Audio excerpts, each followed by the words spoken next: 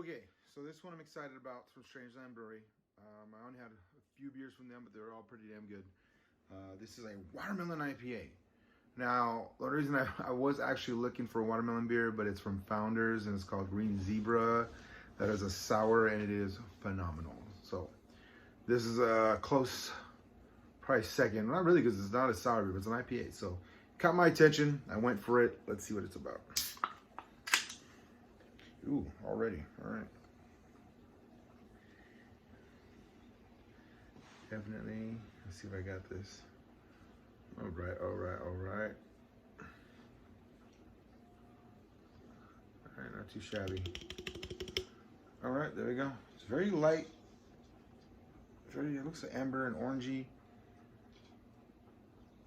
Again, like the watermelon concept is very like the more of the rind part. And I get a really nice citrusy but very light IPA. So, or from the hops. Wow, it's there. It's very present. Getting a little more, the can for some reason.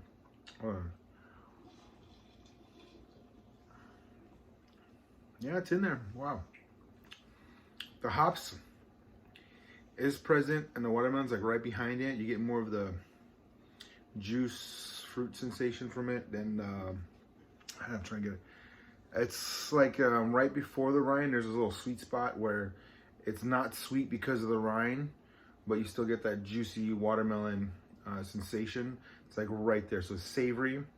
It's not more of the inner red part. It's just right in that little area, that little zone. Not bad, honestly. I'm really shocked. I'm not gonna lie. I was not super enthusiastic about it, but I wasn't worried. I just like, let's see what this is about. Wow. Okay. Wow. Yeah.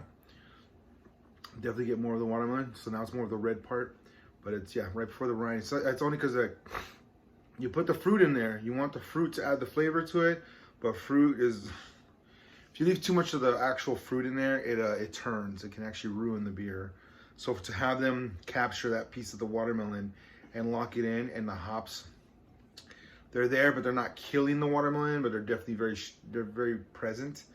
I don't know, it's just, I guess, the way they did it when they introduced it and when they filtered it, because filtering will probably be the best way. Whatever flavors lock in, you strip out the rest.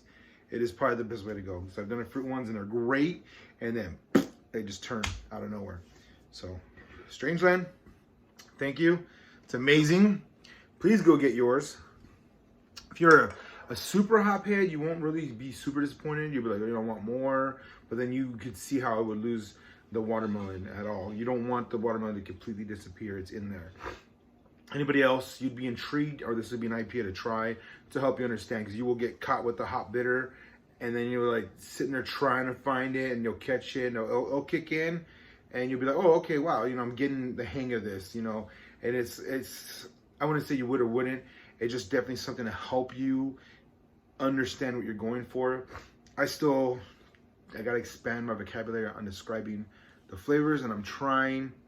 So in between the rind, you got that little right where it transitions into just the white part. Because honestly, when the fruit expands, that was the rind, and as it grows out, those cells turn into the red part and it becomes sweet, and the outer part becomes obviously the actual shell. So it just starts off as a little thing, and it just starts growing it outward. As it grows outward, the inside starts going the red part and the seeds. So what you're really getting is a flavor of the actual fruit before it became red. And it's weird because it's so huge, you don't even think about it. You're just cutting through it, you're slicing. As you study it, everything in the apple, the first thing developed was a ball. The skin was the outside, and it started like about that big, and the apple grows, and then you don't even think about it. Like the core has the seeds, here's like the flesh part, and then you got the outer skin. And then when you actually break down right between the skin and the fruit, because that part has to be exposed to the atmosphere, the local environment, period. It's dense. Like if you look at an onion, the outer layers are just thin and they're rough, and they can handle the little area, the soil, whatever they're at. But the inside's soft and juicy, and it used to be that, but it became tough to protect the rest of the fruit. And it's weird to understand the whole concept. As you go through them more, you'll understand that. And so within it, they have the same flavor, but as they developed into the different parts, it changed the flavor. So all of it is part of it, but nobody really does the skin of an apple. Nobody really likes it. Plus they put that wax on it, you know, it's pesticides, all kinds of stuff. Nobody eats an orange peel, you know, but that orange peel started the fruit, and the rest of it got to turn into the orange, the pulpy part, and the rest of it had to become the peel. And then within that peel, it concentrated, and the oils are through the whole fruit, but they're highly concentrated in the rind. So right there between the skin and the flesh is a rind, and oranges, limes, lemons, anything citrusy, grapefruit, that is the most bitter part. That is the part you don't mess with unless you know what to do with it to develop the flavor within something. So I used to make this recipe for Chang's, and it had lime zest in it, and they always wanted the outside because it's bitter. And I had one at a different location. As one girl was smart, she just cut it up and threw the whole thing in there, and the recipe was really good. So once you blend it up, the bitterness kind of amplified the whole thing. It made it taste really good. But a chef yelled at me because I did it, and she's like, that makes it bitter, and it went wrong.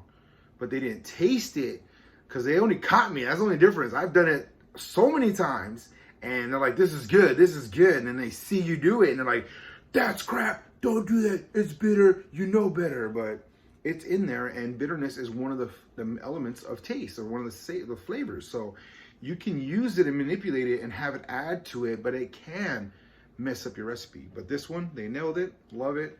2 thumbs up. Sorry to rant there a little bit, but I'm feeling phenomenal. Thank you, Strange Land Brewery.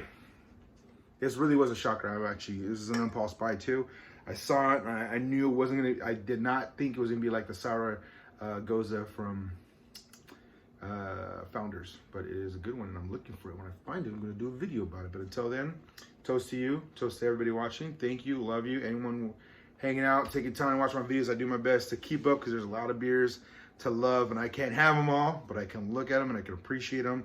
I love your videos, your descriptions, and I do my best to check everybody else out. I try to reach one on the East Coast, but they can't get it over here, and they send me to Tavor or whatever it's called. I don't care. It's just, it's a monthly package, so the chances of me getting their beer that I want, slim to none. Just not for me. I'm not that rich. Sorry. But everyone else, if you're, I don't know, having a good day, bad day, have a drink, relax. Things will always be crap, but they can always get better. And right now, it's phenomenal.